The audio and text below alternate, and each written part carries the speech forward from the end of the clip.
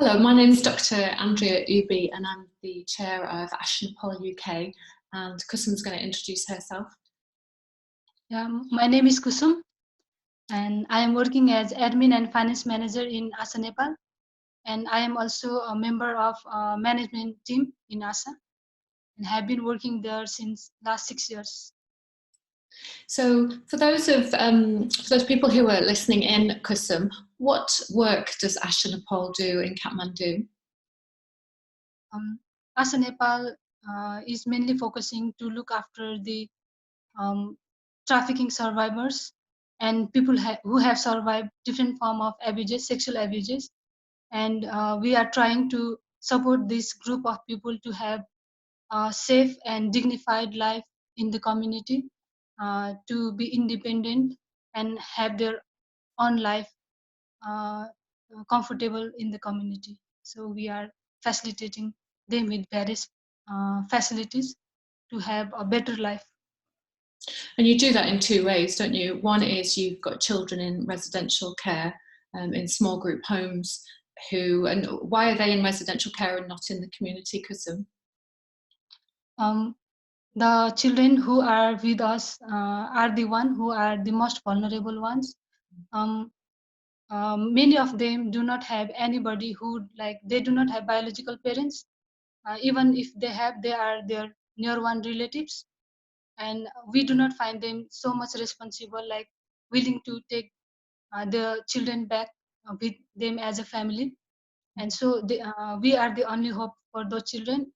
And for the other children are the one who are the children of trafficking survivors themselves.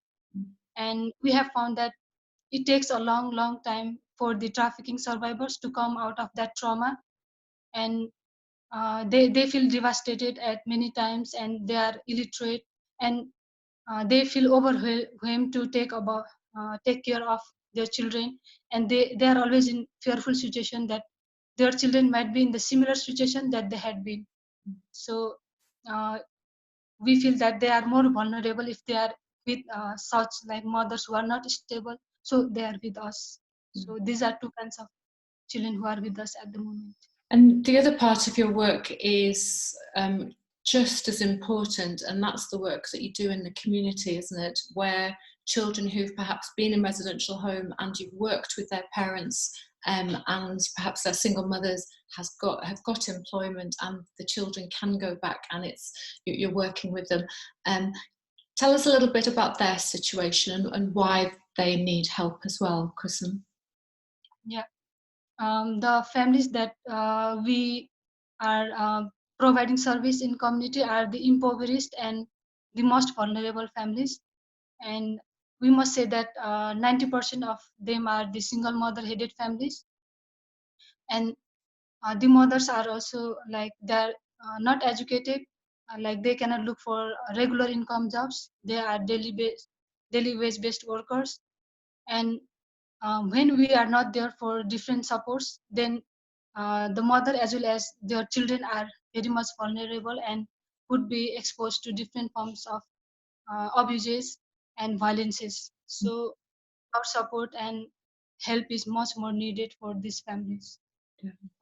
So talk to me about lockdown, and how many weeks have you been in lockdown, and really how is this starting to affect the families and community that you support? The lockdown has extended more than a week now, more than a month, sorry. It has been more than a month, and the government has extended furthermore. They have said 10 more days lockdown. I think it will be 1.5 month. The scenario, it seems that it will continue, and it is anticipated to last longer. The lockdown will last longer. And what's happening to these single mothers who are daily wage earners? If they don't go out and earn a wage in a day, then they have zero money, and there is no social welfare in Nepal to help them. Is that what's happening with them at the moment? Yeah, the mothers they have like run out of incomes. They do not have any source of income at the moment, so they are struggling to uh, manage their daily food, like to have their daily livelihood, and at the same time they are also bearing the pressure from the house owners to pay the rent. Yeah, some of the house owners are also making pressure to pay the rent, and they are at the very much difficult economic crisis situation. Yeah. And what we did was, because we were also under strict lockdown, and uh, we were also not able to reach them when like due to this lockdown scenario. So what we did was, like, government announced food relief support for these impoverished families, and we look out into the internet what are the procedures and how can we help our families to reach those process and grab that opportunities. And so we guided them with all the forms and procedures that they should follow, and we help them to reach for those supports. And but it has been enough for just some days, we can say. And they are still struggling. And um, we also, with the help of some local organization and some generous people in the community, we have been connecting them to this group of people to get that support for the food immediate need, to address their immediate need for food support. Yeah. Now, recently, you've had two very large donors, regular donors to Asha Nepal. They've pulled out, which has affected finances by £11,000 over the next 3 months, isn't it?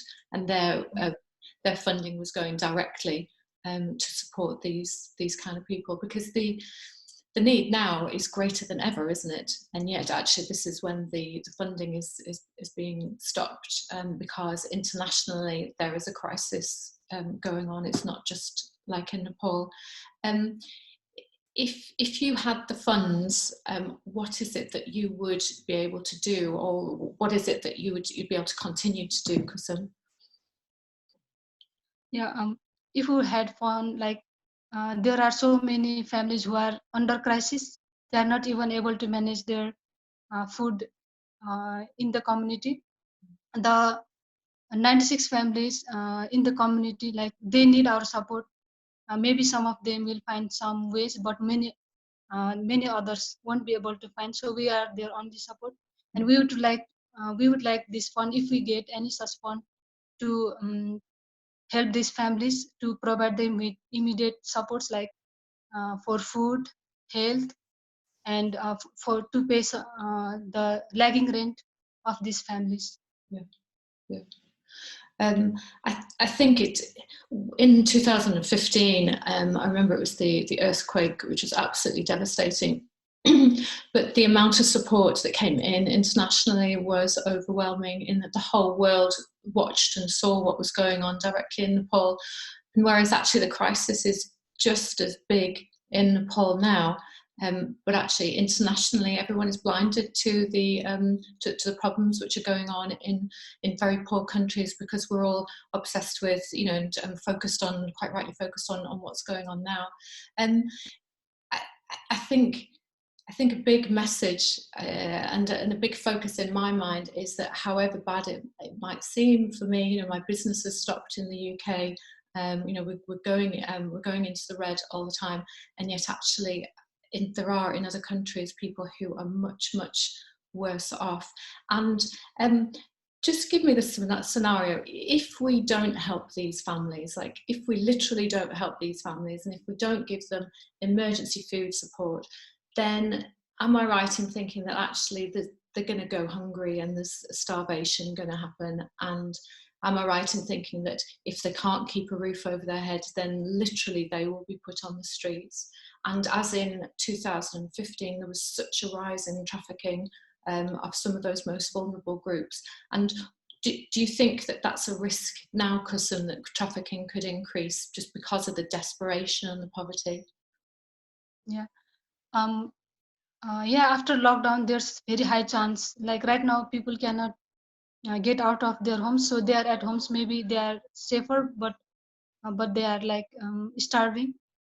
Soon they will start like starving a lot. Right now, I think they have been able to manage some food, but further days it will be difficult for them to arrange all these things, and this will result into family breakdowns I suppose, because when they do not have what they need to have their basic living, then the mother have, maybe they will plan to like fly away from homes to the like foreign nations or other parts of the nation for work, to get better income.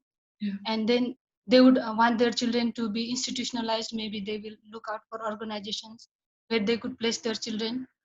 So like reinstitutionalization and institutionalization might like increase more, and these families, these children will lose the childhood that they are having to live right now with their families. They will lose this family life and a better childhood when their mothers or families will decide that they'll go far away from them to earn money.